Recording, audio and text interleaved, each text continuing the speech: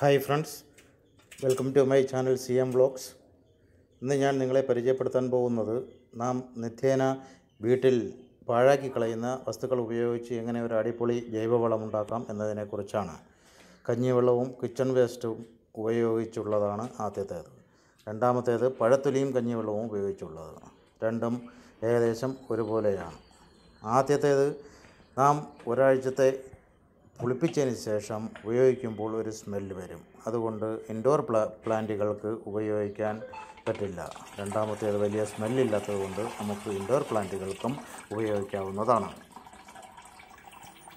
നമ്മുടെ ആവശ്യാനുസരണം ഒരാഴ്ചത്തെ കഞ്ഞിവെള്ളവും കിച്ചൺ വേസ്റ്റും കളക്ട് ചെയ്ത ശേഷം ഇതുപോലെ ഒരു ബക്കറ്റിൽ മിക്സ് ചെയ്ത് അടച്ചു വയ്ക്കുക.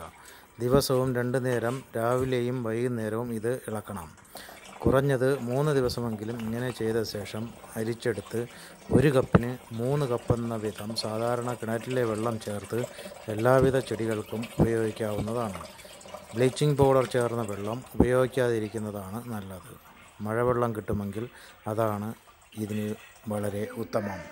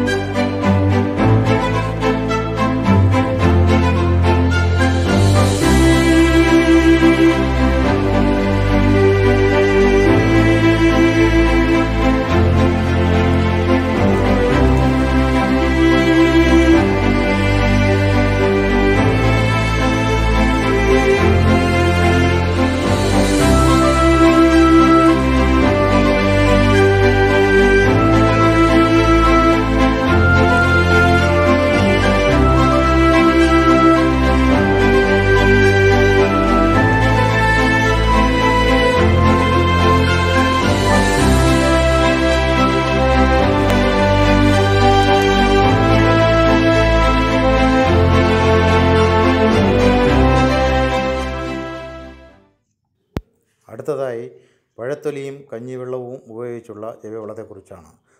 നാം പറമ്പിലേക്ക് വലിച്ചെറിയുന്ന പഴത്തൊലി കളക്ട് ചെയ്ത് അതിനെ അരിഞ്ഞ് എടുക്കുക. അരിഞ്ഞെടുത്ത് ഒരടപ്പുള്ള ടിന്നിലോ ബക്കറ്റിലോ ഇട്ട ശേഷം 2-3 ദിവസത്തെ കഞ്ഞിവെള്ളം കൂടി കളക്ട് ചെയ്ത് അത് മിക്സ് ചെയ്ത് ഒരാഴ്ചത്തേക്ക് അടച്ചു വയ്ക്കുക. ഇത് ദിവസവും രാവിലെയും വൈകുന്നേരവും ഒന്ന് ഇളക്കി കൊടുക്കേണ്ടത് അത്യാവശ്യമാണ്. ഒരാഴ്ചയ്ക്ക് ശേഷം നല്ലപോലെ പുളിച്ച ശേഷം ഇതിനെ നല്ല കലക്കി, കുറച്ചേ ഉള്ളുവെങ്കിൽ മിക്സിയിൽ അടിച്ചെടുക്കുന്നത് വളരെ നല്ലതാണ്. ഇല്ലെങ്കിൽ കൈകൊണ്ട് നമുക്ക് കലക്കി എടുക്കാവുന്നതാണ്. ഇത് അരിച്ചെടുത്ത ശേഷം ഇൻഡോർ പ്ലാന്റുകൾക്കും ഔട്ട്ഡോർ പ്ലാന്റുകൾക്കും നമുക്ക് ഉപയോഗിക്കാവുന്നതാണ്.